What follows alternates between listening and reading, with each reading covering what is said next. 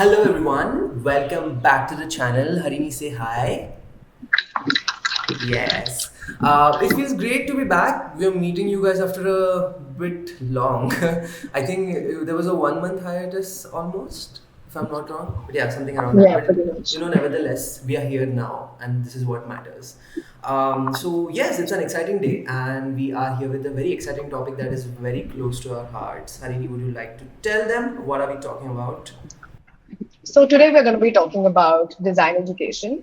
As you know, we are both NIFT graduates, and we thought it would be interesting to make this video because it's been almost 2 years since we graduated now. We are coming closer to the 2 year mark, and that means it's been 2 years of us in the industry. And we thought it would be interesting to dissect the differences of design training in academia and what is actually applied in the industry and a lot of other auxiliary topics as well. Yeah, yes, there's a lot to talk about. And let's see, we are starting from this topic, and as always, we end up discovering, or like just let's say, going to a lot of different topics as we go and get into the discussion. And yeah, we both are number one yappers. So let's see how that goes. So how do we start this? I think we have a new system wherein we are going to we have formed a few questions which we think are some things that fresh graduates would think about, or let's say when we look back at our journey, we had these questions while we entered the industry, and it's nice to kind of revisit them now that we have kind of completed 2 years into it working. So yeah, that's how we would start. So what is the first question? So I realized that we just spoke about how we tend to drift away from the plan that we lay, but we lay down a plan nonetheless. And it's a little hilarious that I'm digressing on the very first question. And I'm not going to ask the question from the list of questions we have. I just got reminded of a question that a lot of juniors or a lot of design aspirants or a lot of people, ideally their first year of design college, end up asking us, which is about job prospects, which is about will we end up getting a job? What kind of jobs will we get? What is going to be the pay scale? Are we going to be compensated fairly and whatnot? And when do we start applying for internships? Do we start interning already? And I got posed this question a few months ago, and I'm pretty sure if a lot of design aspirants are watching this video, they are going to have this question. And my answer to them from the get go is going to be um, fuck that thought. I mean, stop thinking about your job prospects in year one. Stop thinking about your job prospects when you're applying to design college or when you're planning to get into design, because your purpose, your value, and why you want to design is always going to take precedence over your job or what kind of um, pay package or pay scale you're going to get. Obviously, those are very valid concerns, but those concerns are always going to remain unanswered, or those concerns are always going to, at least they won't remain unanswered for sure. They are going to remain unsatisfactorily answered, I might add, if you are not going to put in the work when it comes to your portfolio, when it comes to your design education, and when it comes to actually fortifying your thought, and when it comes to fortifying your skill set.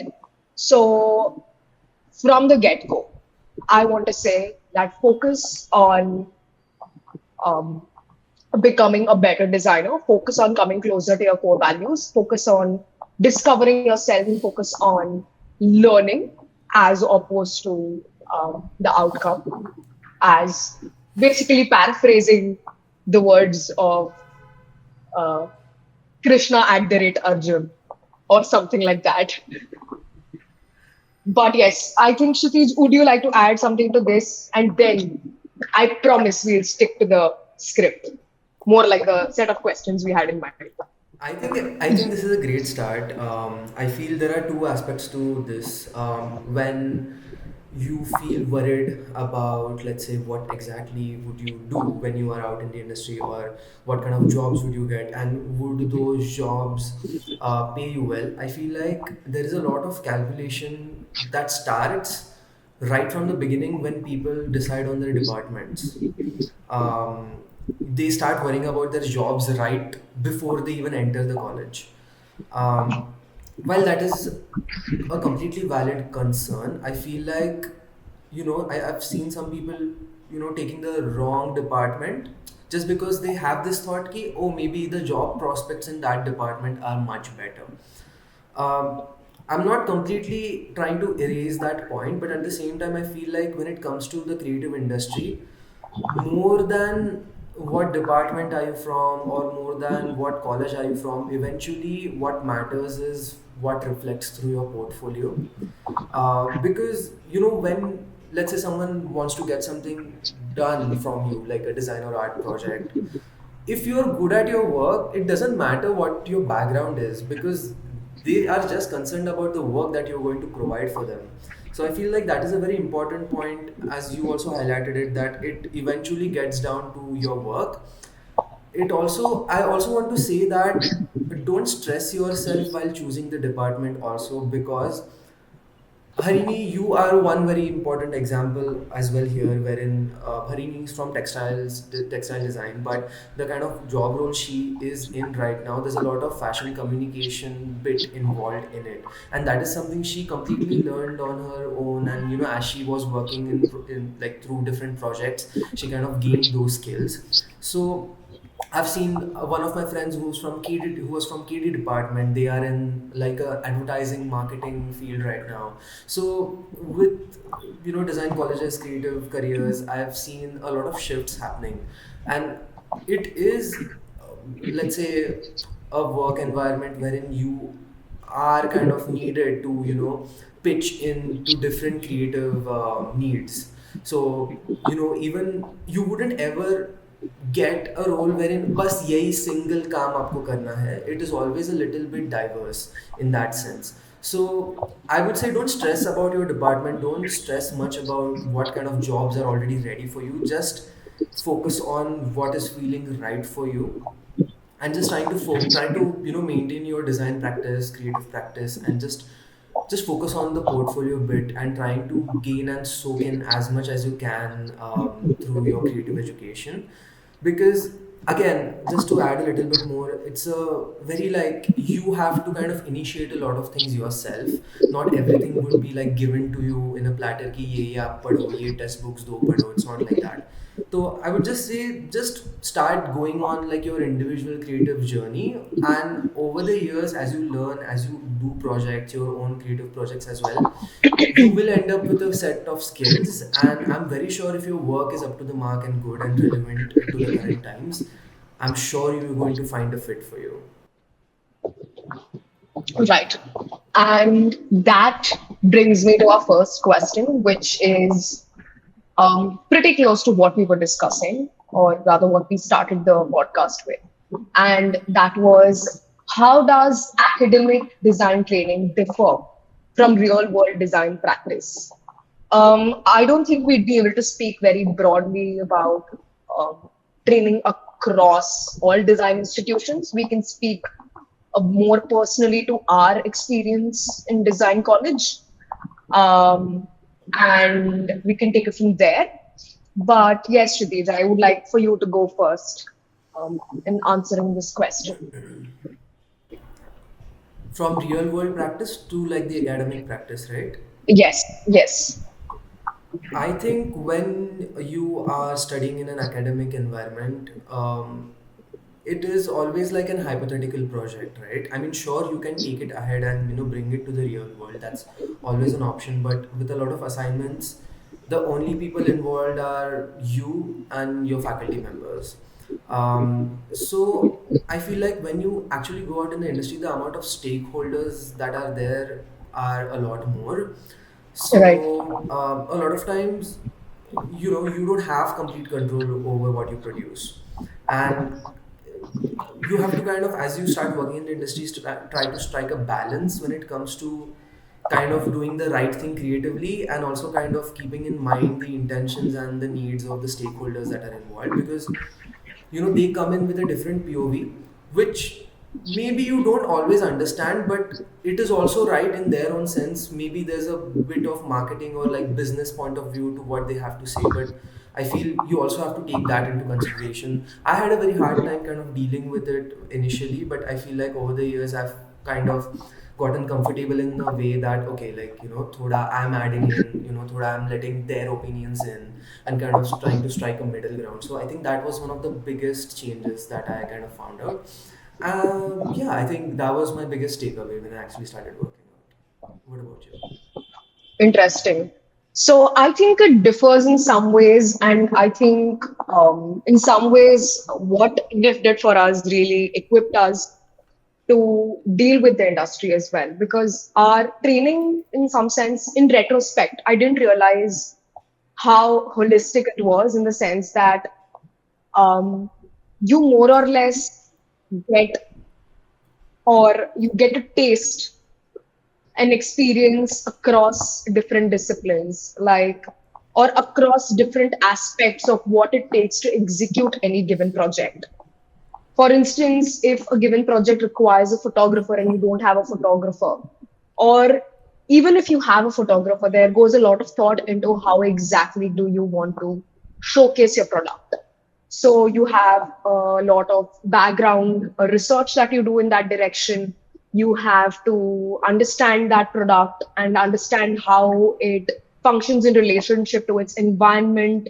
You have a lot of analyses that goes behind that, and that's just one aspect. And if there is a model involved, there is a certain degree of, let's say, uh, presentation in terms of, let's say, styling, in terms of makeup. And that is something that you have to get involved with, even if your discipline doesn't 100% involve styling or makeup. Even if it's just, even if you're a textile designer who's, let's say, made a sari, for instance, a huge aspect of how you end up portraying that sari or how you end up talking about the sari is the storytelling. And you learn so much about storytelling and the different layers and the aspects of storytelling.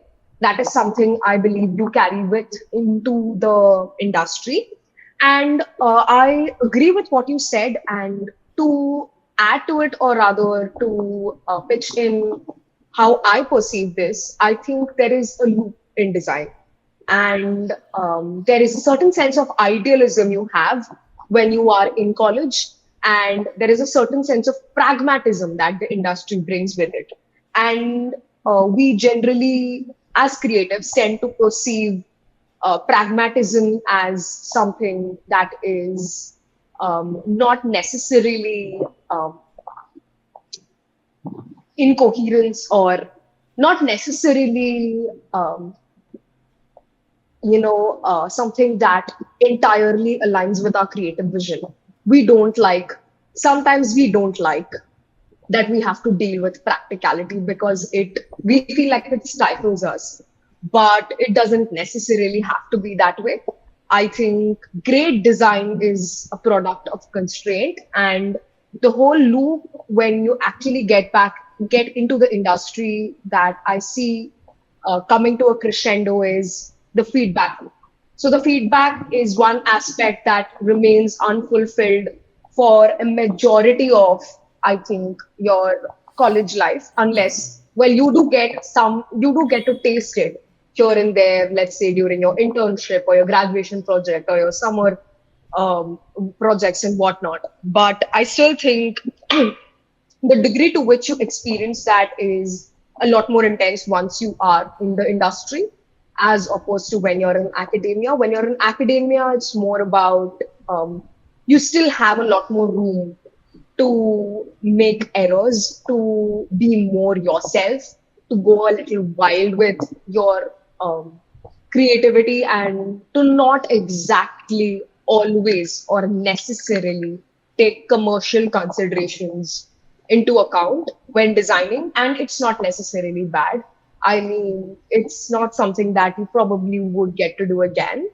It's not something that you necessarily won't get to do again either. But it's great that I think a bit of both is necessary, but that would be one distinguishing factor between, let's say, the academic training versus the real world practice. Yeah, I'd like to add a bit more in here, wherein, as you rightly mentioned, that already when it comes to your academic setting, there's a lot of critique that you get from your faculties, which sometimes might feel a bit excess. And when you are in your second, third year and you're actually in it, you might actually feel like, oh, this is just way too much of a critique to what I've just made. But I feel sometimes it is necessary because it kind of just makes you ready to kind of dodge or like just deal with the kind of questions that might be asked to whatever creative project that you would produce once you're out there. And like while that teaches you a bit of like storytelling and presentation skills at that point in time, as when you enter the industry, I think your storytelling improves, because Hmm. when you're out there you actually have to explain your creative process and ideas to people who don't necessarily belong to a creative background, so you have to kind of Right. hone in on that skill a bit more. And I think that's like an interesting discovery that I had ki, oh, like I'm able to narrate much better now that I've worked. Right. Right. And I do think that, like, to paraphrase the words of Einstein, with the more simplicity that, or the simplicity and ease with which you can communicate an idea is probably highly um, definitive of how good you are at what you do. Because we end up thinking that using big words or using complexity as um, a tool is something that makes us stand out. But I believe it can be both. It can also be a veil. It can be a charade. And the more simplicity that you can bring about in your work, the more sophisticated your work becomes. And it's not necessarily bad if a lot of people understand it. It can also be a demarcator of success. It doesn't necessarily have to be massive. Yeah, it is an indicator of like how well you understand your own idea, and then secondly, how Right. well are you able to communicate it, which is very necessary when it comes to the design field. I mean, if you were in the art field, I would still say, ki, okay, you can be in your own world, and you can be very much immersed in it to an extent that okay, it's not readily understandable, but well, design is it is a commercial side to it, and it is Right. necessary that things get communicated in the right way. And especially in the internet age when things are easily taken out of context, I think it's very necessary that you're clear with your communication. So it's Yeah. more necessary as we advance ahead. So the next question is, what are the most common misconceptions recent graduates have about working in design?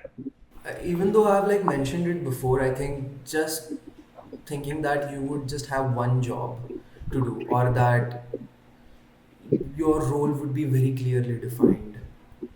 I think it kind of extends beyond what you think your role is about.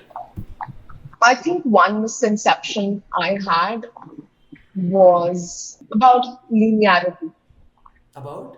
in design process. Linearity in the design process, or like the whole cycle of iteration, how it happens in um, the industry is very different from how iteration happens in an academic setting, um, or how you perceived it would happen. So iteration is very different, and how you reiterate, how you frame a problem statement, or how you frame the brief, or the various considerations that you have to take into account when working with a given brief. It's not necessarily linear, or it's not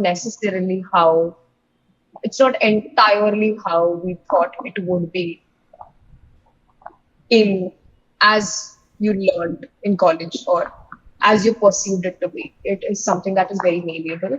It is something that shifts with context and need, and is something that shifts with uh, every new project.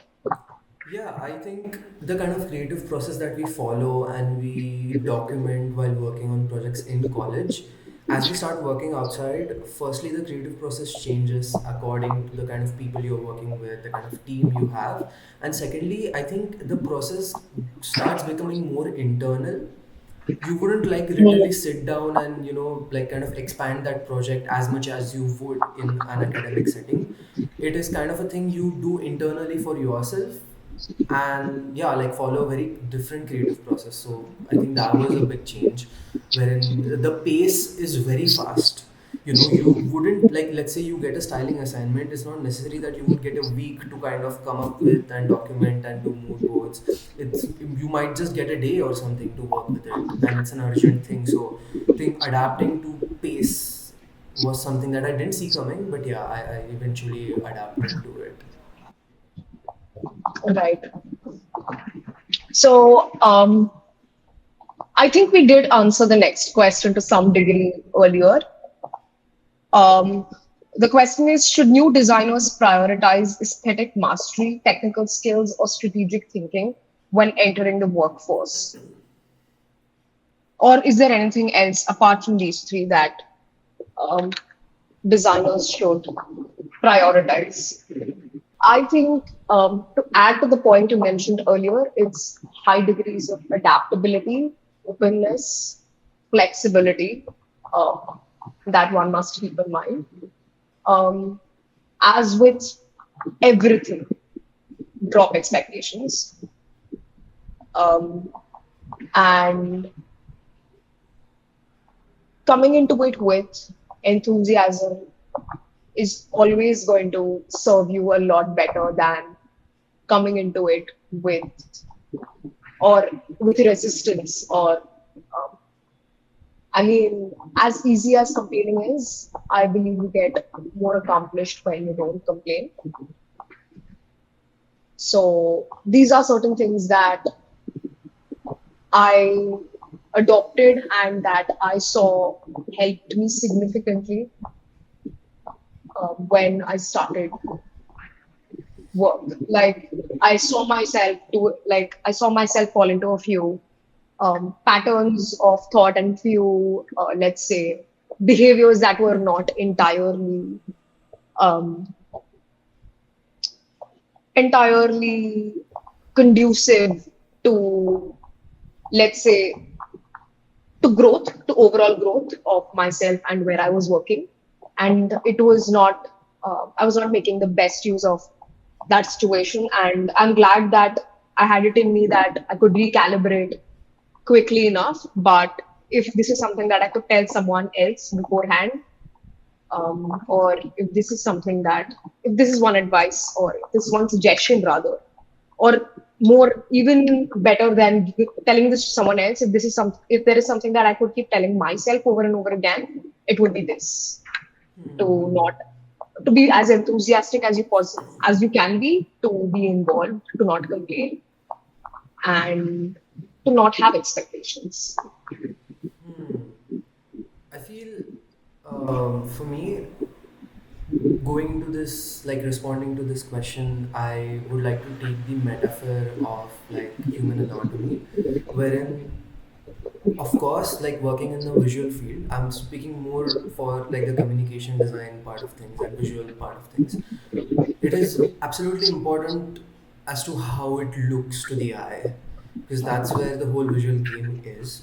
But at the same time, it is important that your skeletal structure is there to kind of back the whole appearance up, because without it, visuals are nothing, in the sense that, let's say you're working on a campaign.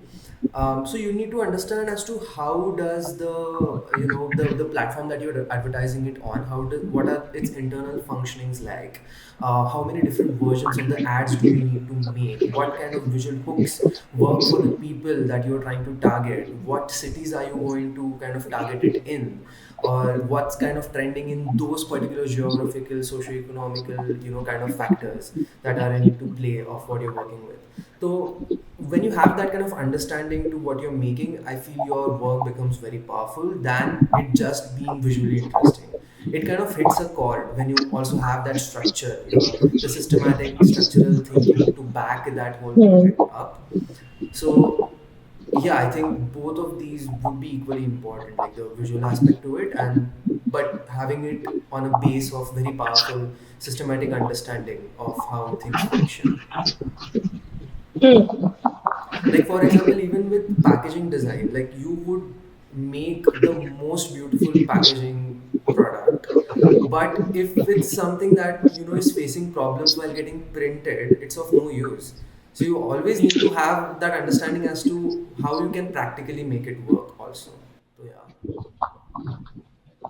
So it would be, I think it's a mix of um, technical skills and strategic thinking.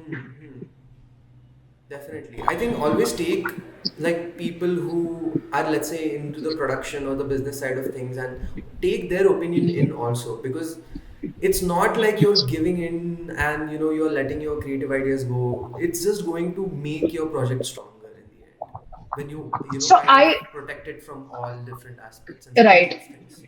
right. So like this question basically phrases aesthetic mastery, technical skills, and strategic thinking as um, separate um, forces, but I think they are deeply interconnected. And I think aesthetic mastery is something that is uh, strongly incumbent upon having technical skills and strategic thinking.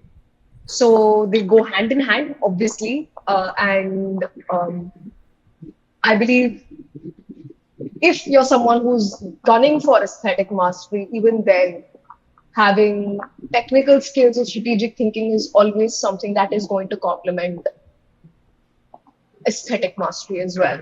Absolutely.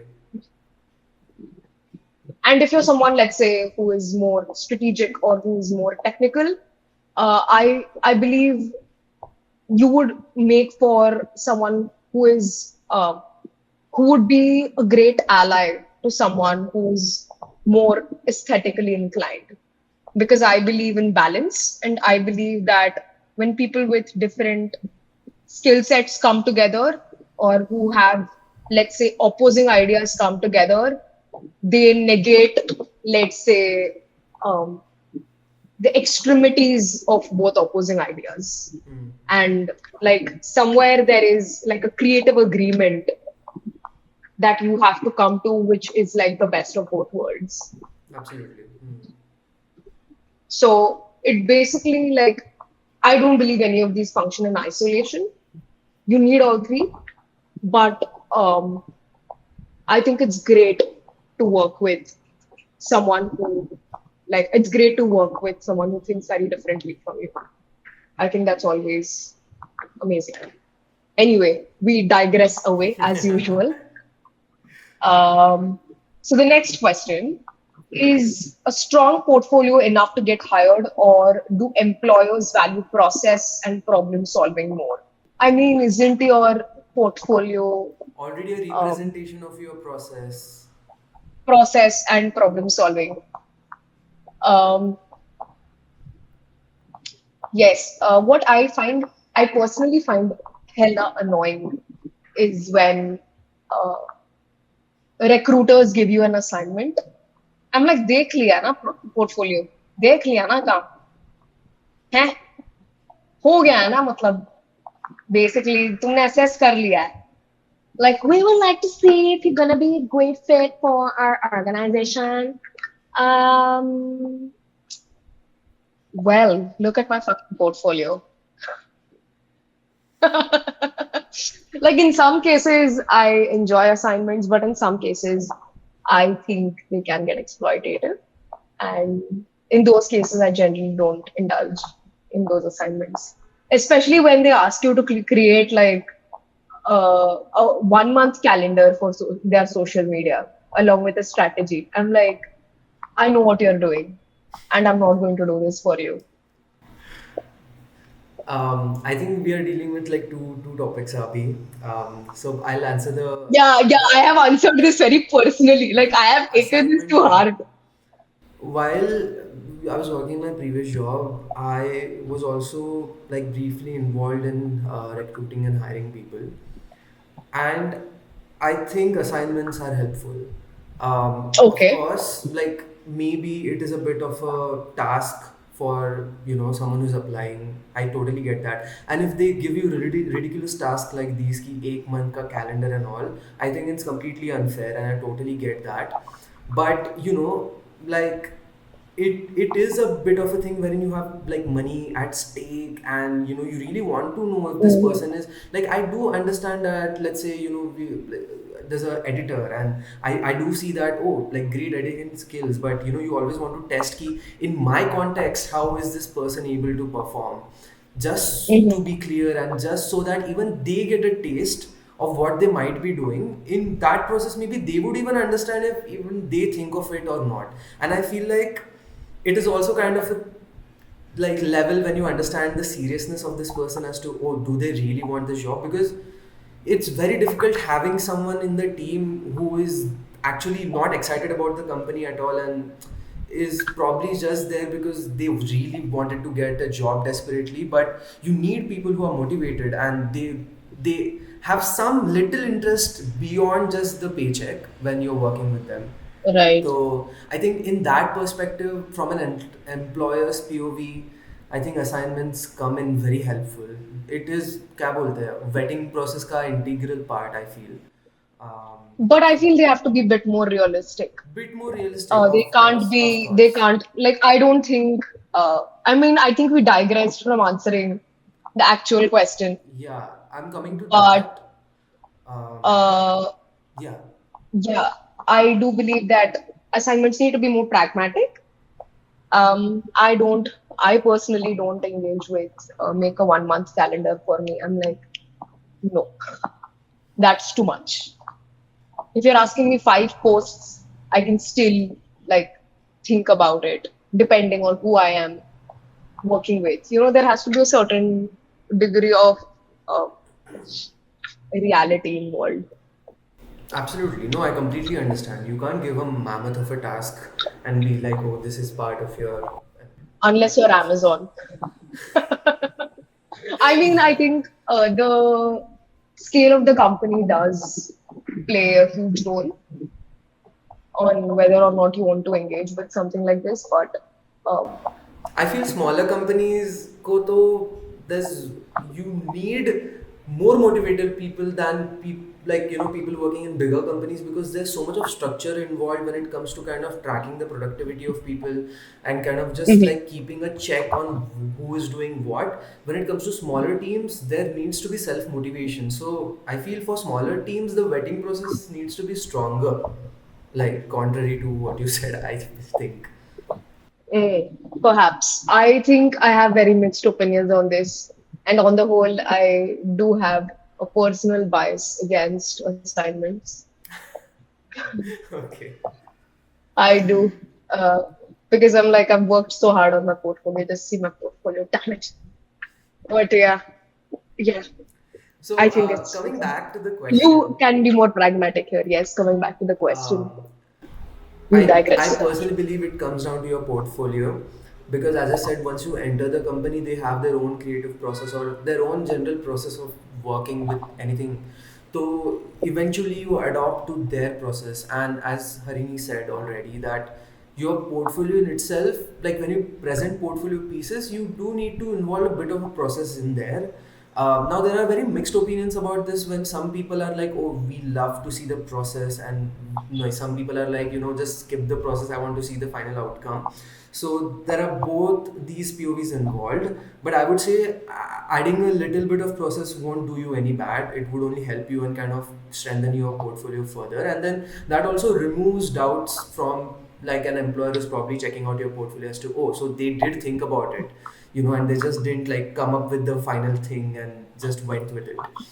And I think I personally like including or like seeing portfolios which also include ki, okay, like we tried out this thing and it didn't work out, so we went a little other direction, because that Right. shows thoda process. So I think failures should be involved in your portfolio as well. So I do think process is important, but yeah, like strengthen your portfolio, I would say, and that will speak more. Yes, to add to that point, I think add more of your work when you're showing the process and less of. I personally feel adding 1,000 boards is not doing you any good because it is visually overstimulating.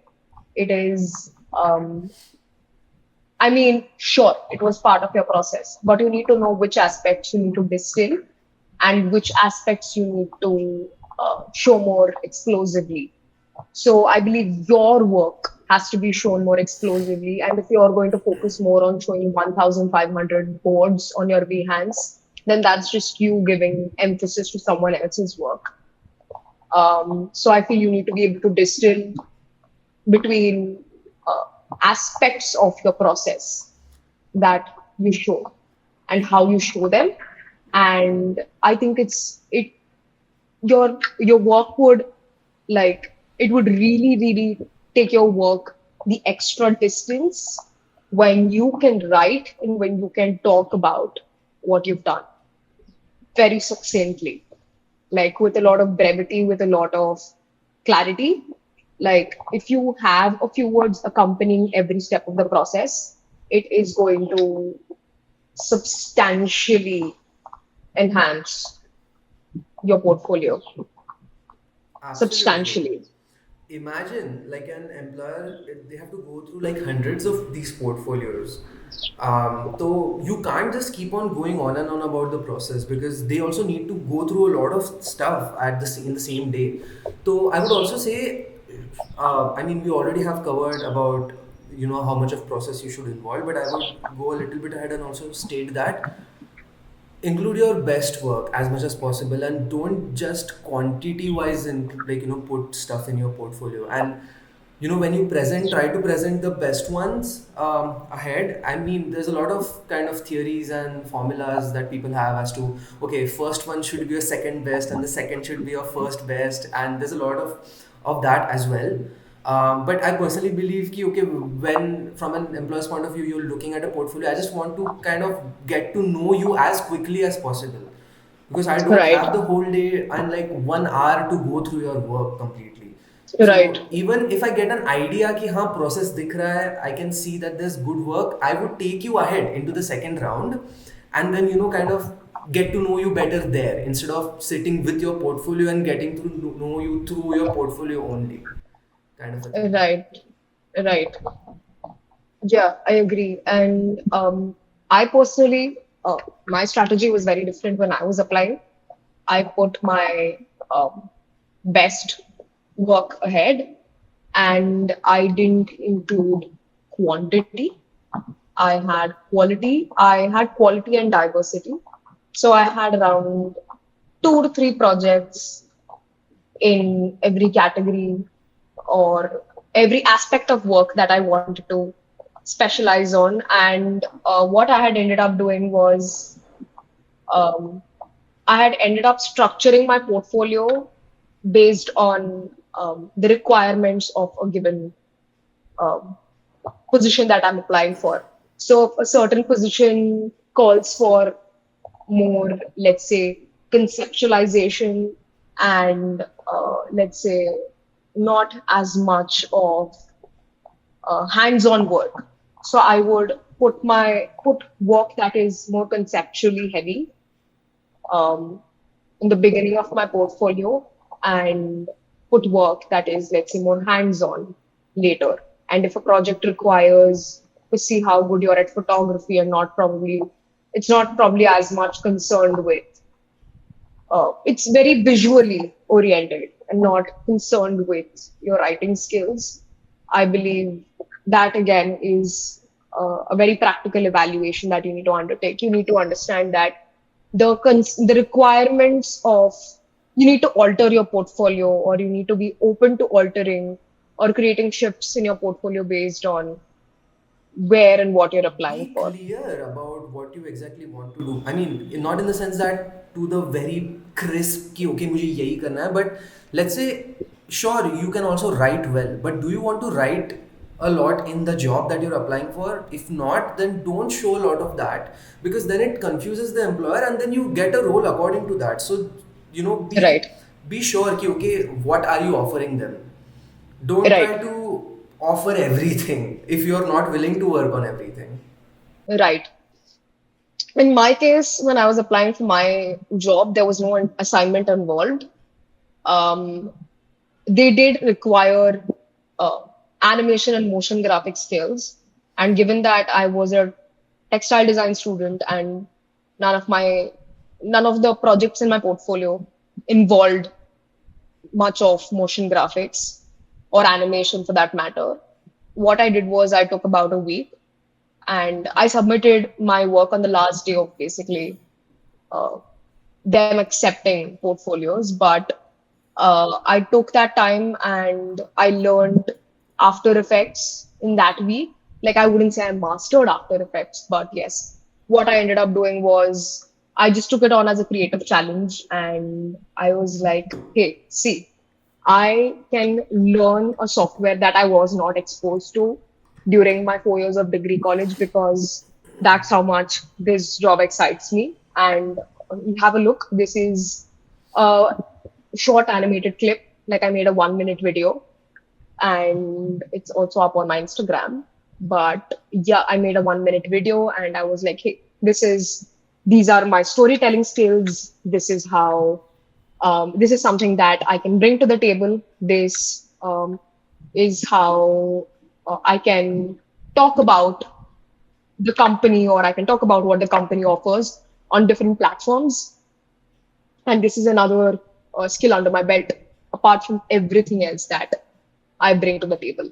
And yeah, I think that really helped. And I also showed them that proves,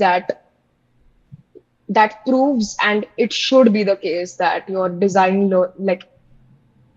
learning doesn't end with your academic training, or you are perpetually a student of design. If anything, I'm more of a student of design now than when I was in college. So that is something that is perpetuated. And I think people love when you can be candid about the fact that you're going to be learning on the job and you're going to let the job inform a lot of creative decisions that you need to take, and that you're open to upskilling for the job, and you are open to pushing yourself, and you are open to, let's say, expanding your creative horizons for a given project. I think that is something that really makes you look very compelling. But yeah, like in your case, you were pretty much interested in animation, after a certain point, and you really wanted to explore that. And I feel like this came in as a very nice opportunity wherein you also had a time limit, कि, okay, 1 week me, you have to like learn this Hmm. software. And you more than comfortable were happy with the fact that okay, you will be doing a lot of animation, when you actually start working. Hmm. So it's good that you were clear about it, that is important. If you are not sure if you want to do a certain thing, I think don't then like be clear about it कि नहीं करना है. Don't just for the sake of getting the job do it, because you will get to do a lot more of the same thing then. And with creative thing you have to enjoy, because let's say when you start working, there's a lot of creativity on demand that starts happening, and which is not always a very comfortable space to be in. So you need to be sure that जो भी creativity on demand हो रहा है is at least from a place that interests you. So Right. be like clear about that. Like just be sure of okay, this is something that interests me. It excites me. So then you can take all the risks that you want to take. So the next question is, with AI generated design becoming more sophisticated, how can human designers stay relevant? At least from the kind of experience I have had so far of working with AI tools or seeing other people work with AI tools, I don't see that it's something that will completely erase any kind of human creative input. If it's anything, it's just going to power what you want to do and bring your creative, craziest, maddest ideas, to reality. And look at it as a helping hand and not as someone who is going to snatch your place. And I feel, Harini, you have experimented very interestingly with these AI tools. Like I think you can speak way better on this one. So when I first uh, came across Dali. It was third year, I believe, and I was not very happy about it. I was not very happy about AI, and I did have um, 1 week of profound existential crisis where I was questioning my space um or my value in the creative space, which in retrospect, uh, I don't agree with anymore. I mean, sure, I had to go through that to come where I am right now, but I don't perceive AI as a threat to my creativity anymore. I am not insecure about my creative capabilities or what I bring to the table anymore. I see AI as a tool, as something that I can integrate in my work. And I often experiment with AI and I try to include AI, or I do use AI whenever necessary in my work. And I think it's very helpful. At the same time, I believe what helps you stay relevant is a very in-depth knowledge that is not dictated by, let's say, um, how do I put this? So before AI, now you have AI which creates visuals. Sure, visual or image making in and of itself is a very important skill because it's the foundation of communication. Just because AI can write emails or AI can do XYZ or AI can write poetry, whatever AI can write, it doesn't mean that you stop learning language. The same way, just because AI can create images, it doesn't mean you stop learning image making, because the physical act of image making has a lot to teach you and a lot to offer you. And you need to have at least, if not an in depth net, you need to cast a wider net in terms of what you expose yourself to and what kind of knowledge you have, so that that kind of lateral thinking is something that you can incorporate in your prompts. So your prompt is basically giving a direction to AI, and you get more better with your prompts when you can communicate your ideas better. And a lot of prompting is, or prompt engineering is, knowing how to reframe or how to navigate the space of asking for what you want from a given project or from a given vision, or asking for the kind of output you want. So what you would actually do with yourself in terms of, let's say, how you would navigate um, asking an output from yourself, you have to recalibrate that process and navigate that path, but in the realm of AI, if that makes any sense. So I don't see it as a threat. I see it like people thought the industrial revolution was a massive threat, that everyone will lose jobs and whatnot. But it ended up creating new jobs and we all evolved. So now, initially, when AI came out, everyone was like throwing their fists in the air and everyone was protesting and everyone hated AI. And even now, I do see a significant amount of, let's say, dislike people have for AI. But I personally see it as a tool that can be integrated, and there are a lot more newer avenues or newer areas of disruption and newer potential segments of, let's say, jobs or opportunities that are created because of this. And a truly creative person will know how and when to, they are like a shape shifting mystique, or they are very they're like a chimera, and they know how to, mold themselves to the needs of the situation, at the same time also satiate their creativity and also integrate their skill set with the needs of the time. So it's very multi-layered. I hope that made sense. Yeah. Elaborated in depth. Yeah. What are your thoughts on this? Or did I just say everything that could possibly be said? I think you expanded on it pretty well. I completely agree with that wherein you said ki, okay, like it's just going to make newer spaces for, Mm. or like it's that thing, right? Ki, um, whenever there's a new machinery, or let's say let's just take an example of washing machine or like a microwave. Now like clean clothes is a basic thing. You can't really kind of get past that, but well, now people go above and beyond. They're like, okay, अभी dry cleaning करेंगे, अभी ये iron अच्छा होना चाहिए, or like the color shouldn't fade away, it should smell better. So it's just like oh, like it's not like there won't be anything left to do, there would be a lot more to do, or like Right. new things will generate. And yeah, we would just have more mediums, more modes to experiment with things, and mixed Absolutely. media would be bigger than ever. Absolutely.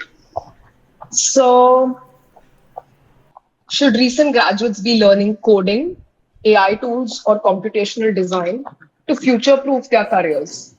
Yeah, so you don't need to really make a checklist and be like, हाँ ये सब मैं करूँगा तो my career is future proof, and then I can adapt to every possible scenario. While I do completely understand the place that you're coming from, I totally get it, the nervousness. But I've seen a lot more people, just follow their curiosity and let that be a more of a guiding mechanism, and to explore new tools as you work with different projects come up with different requirements that makes you work with individuals that are coming from different varied fields, and that's how you also learn a lot, just by working with them, working with the new projects. So you don't necessarily need to sit down and do a separate class and be like, abhi I know everything about coding or like computation. I think just let your creative journey take the lead there, and I guess, just follow what you feel curious about. If you feel curious about coding, go for it, but don't do it in a sense that, okay, you have to future proof your career in a way. You know Or, what? I agree with what you're saying because I feel what is at the center of this question is a lot of fear. Like I personally feel the word future proof comes with a lot of fear, and it comes with a fear of uncertainty.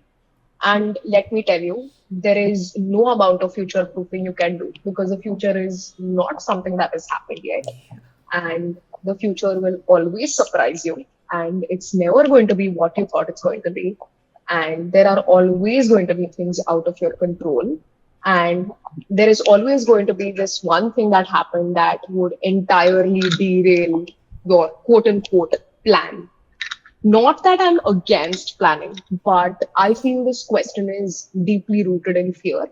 And it goes back to the first question that we began with, or my first observation that we began with, which was about job prospects. And like I said, and like you said, follow curiosity, follow beauty, follow the yearning to learn, as opposed to, let's say, oh my God, I need to do this, otherwise I won't get a job, because that is only going to get you so far. absolutely. Um, okay. So navigating uncertainty and creative identity. This is like an interesting set of questions. So how can recent graduates balance creative integrity with commercial realities of the industry? I mean, I have one perspective to offer on this. Go for it. Um, so what ended up happening was I'm not going to mention which company I was working with, but they wanted, let's say, a hand painted feel or an effect, and but they didn't want to invest the amount of time it takes to get that kind of an effect.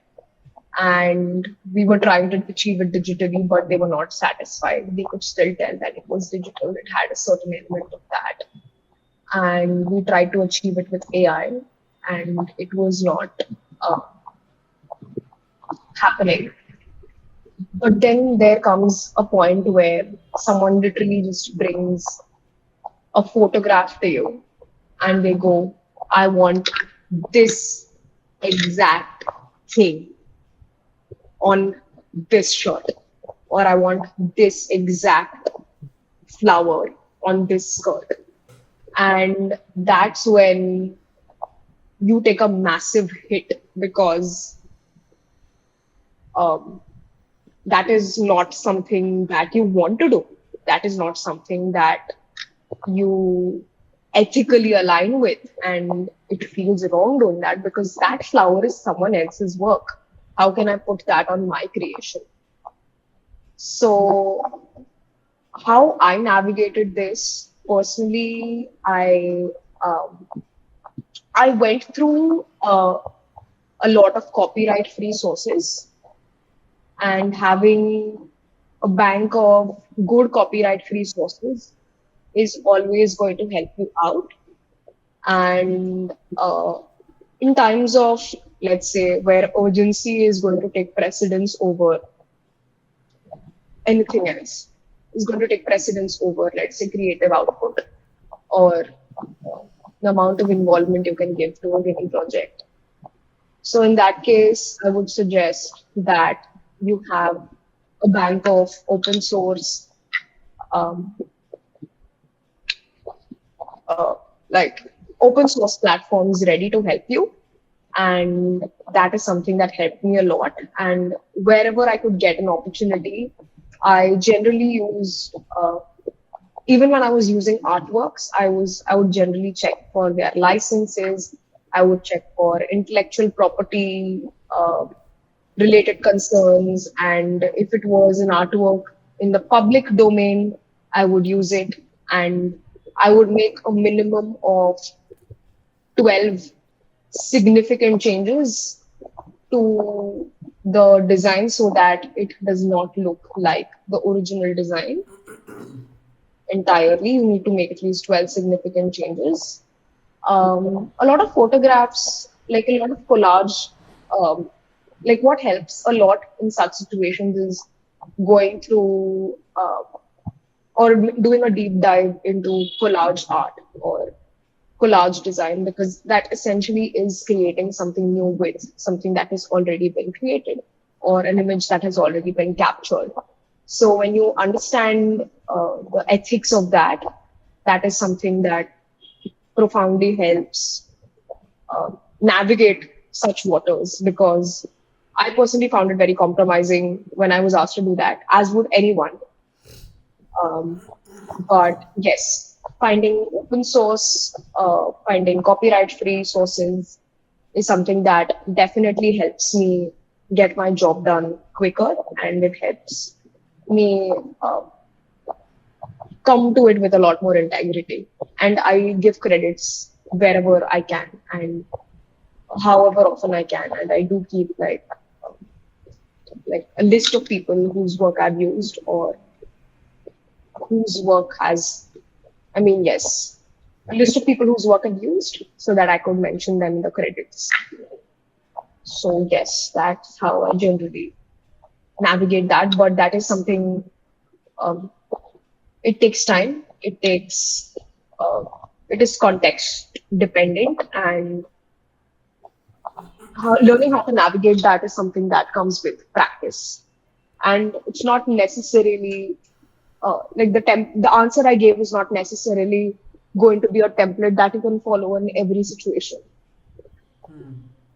Sometimes you have to be a lot more, I mean, quicker, and sometimes you have to be a lot more tactful and whatnot. And yeah, I hope that at least gives some clarity in that direction. What do you think? Uh, from what I understood from the question, this is more about staying true to your ideas, right, and what you bring to the table. Um, as I mentioned, once you start working I'm like, you answered it in a very different like space, and I think that Right. was a great space to explore. The space I'm talking about is a little different from that. But let's say I'm talking Mhm. about, okay, working with a team of people, um, and how do you like still stand your ground with your visions, that is. I think, um, as I mentioned earlier, when you start working, your storytelling skills become much better.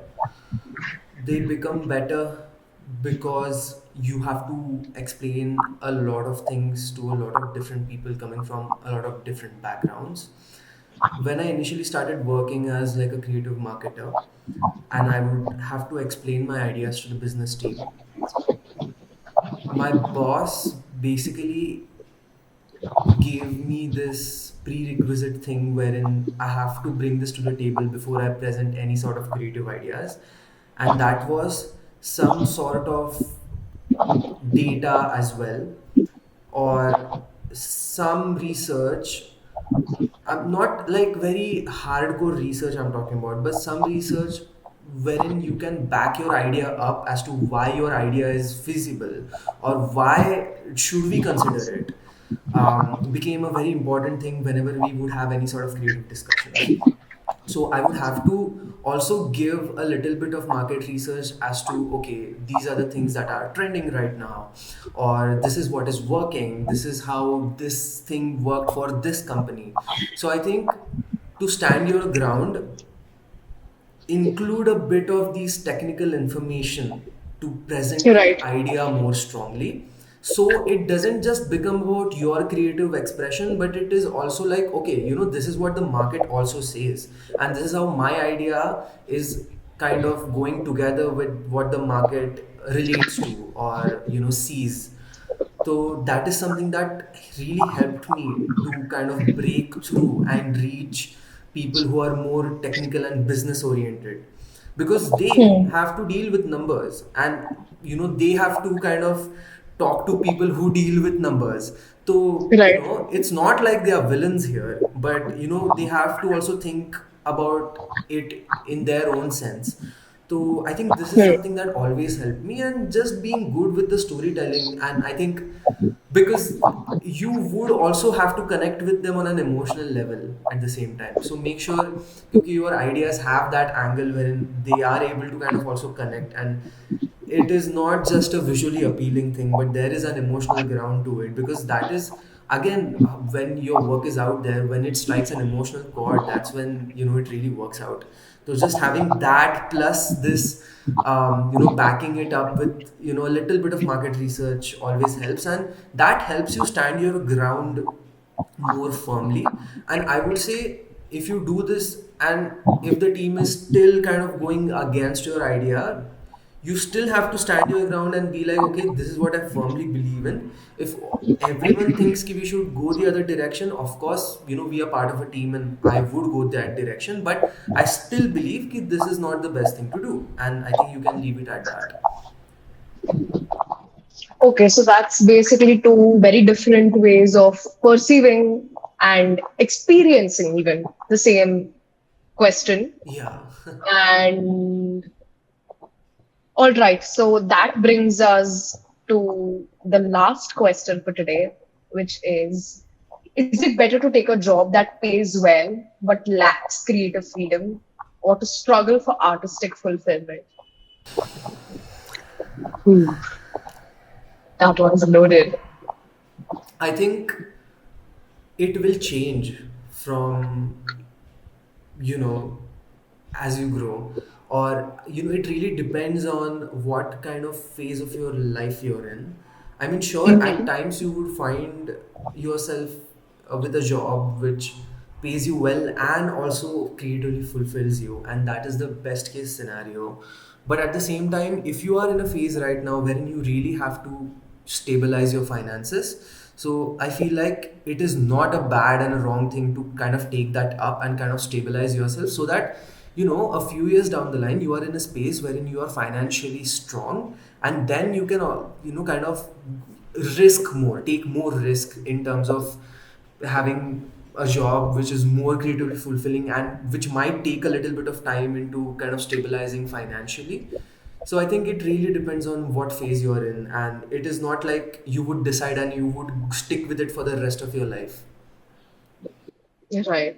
I think there is no one um, size fits all answer to this question. It is extremely personal and it does change based on a lot of situations. Some people have the privilege of choosing a path where artistic fulfillment is priority because they don't have financial concerns, while other people do have very real, very um, profoundly um, concerning struggles, and they need to attend to those struggles. And in such cases, choosing a path of financial stability is not one that I would look down upon. I would suggest, however, that no matter what you do, um, just to quote Mark Twain and to rephrase it to my current context, he said something along the lines of never confuse your schooling with your education. The same way I would say, don't stop learning at work. Even if your work creatively fulfills you, all the more if it doesn't. Because you can't put all your eggs in one basket. And when you have a job that does not, let's say, creatively fulfill you, it is always a good idea to engage or find a way to create time and space for something that engages your creative juices. Because that way, one, you are going to be able to bring renewed perspectives to your job. You are going to be able to find ways to work with constraints, and perhaps a situation that you perceived that would not allow as much creativity just might end up paving way for creativity. And secondly, it just takes me back to the idea of creativity feeds creativity. So what you do at all times is in some sense fodder for your work. It just goes back to this quote where you're not bed rotting, you're fermenting, um you are in the process. It's you The silence is part of um the music, and it's not the end of the world, yes, but you do need to find a way to meet your needs as a creative, and you do need to find a way to satiate yourself and to replenish your self regularly. I am a very serious serial hobbyist, and I do believe that having multiple interests outside of your full time work is something that is 100% going to enrich your work and is going to help you bring more to your work, whether or not it is something, quote unquote, that you take up for artistic fulfillment or for financial reasons. So don't stop pursuing what you love, no matter what, is bottom line for me. Yeah, just to add on, I completely agree with what you just said, and just to add on a bit more, I would say with creative lives, you don't have a framework, and Right. you seriously can't. Don't even try to find it, I would say, because it's such a unique path, and what might work for you wouldn't work for someone else. For And if anyone you else. kind of keep comparing ki, oh, like like a lot of people I see are following an XYZ path, they are doing these things here, you would always feel sad and bad about it because you are absolutely not listening to your internal voice at that point in time. And I've been in that space wherein it always feels like, oh, am I lost because I don't see a framework with where I'm heading. I don't know where I'm heading at. And while that fear is very real, it's just about really trusting your process, and just trusting that it's not like you're not moving. Like life is an ocean. It's you sometimes you feel like, oh, you are stuck in the same position, but everything kind of looks the same. You might have traveled 1,000 miles, you don't even know it. So there's a lot of internal things that are also happening. It's not apparent you externally you would see changes all the time, but there's a lot of you are on a journey, you're seeing things, you're interacting with new people, so you're never stagnant, I would say. Right. Secondly, I would say ki, when we say hobbies, or like, finding creative endeavors outside of work, it is also not necessary, or don't put yourself under the pressure that you have to produce only all the time. Right. As you said, you're not bed rotting, you're fermenting, or your creative process might involve just a whole week of watching movies at night, or like going out with walks with a friend, or just visiting your local favorite cafe. Because I think a big major chunk of being creative also involves being bored and letting your mind wander for some time. you know that's where you kind of start connecting back with yourself again. So I would say, don't curse yourself if you haven't produced in a while. Take it easy, because let's say you're already dealing with a lot, you are trying to find fulfillment in your job as well. So just take it easy on yourself, like engage in these things wherein it's just mundaneness of it all. I think that really kind of fuels back the creativity. And to add a bit more about like the job profiles, I feel in creative fields, job profiles are not just already made. Like you make it for yourself, as you kind of get into that role. Don't think okay, I'm in this job role and this is all that I have to do, all that I can do. If there's a part of work that someone else is doing and it interests you, make sure that you make it clear to your employer or your teammates ki, okay, this is also something I do enjoy, and try to kind of contribute there, and eventually find yourself in a place wherein you are shifting roles a little bit, you're expanding your role a little bit. So again, don't think this is stagnant and you have to do the same thing for a year. You can still find and mold yourself in the space that you are in right now. Hmm. So that's the best Also, part about creative jobs. right, right. I had one, like, I came across this Instagram post that I thought would be very relevant, just as one final point to add to what you were saying. You gave the analogy of an ocean. I am giving the analogy of a dance. So your life is a dance, and sometimes the choreography requires you to take two steps back, Hmm. and that's just part of the dance. So I don't think, like he said, there is no one set rule, one set path. It is a pathless land. It is a sandbox game, and you are the arbiter of how you wish to live and you wish to see this through. And with Let's that, add I Ramdas think also, it's na? Let's add Ramdas also. You can act as if it's a great burden on you, or you can just feel like it's all part of the dance. inshallah, indeed.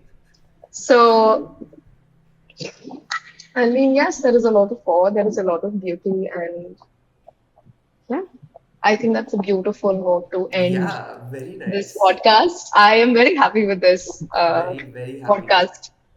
It was very Yeah, nice. It was very it was peaceful, very and it good. was nice to look back and also think about how our thought processes have changed. And I'm Change. sure, Yeah. even as our viewers, maybe they are just entering the college, maybe they are just starting out with their jobs. Be like, there's a lot of change that's going to come your way, and take it in a celebratory way.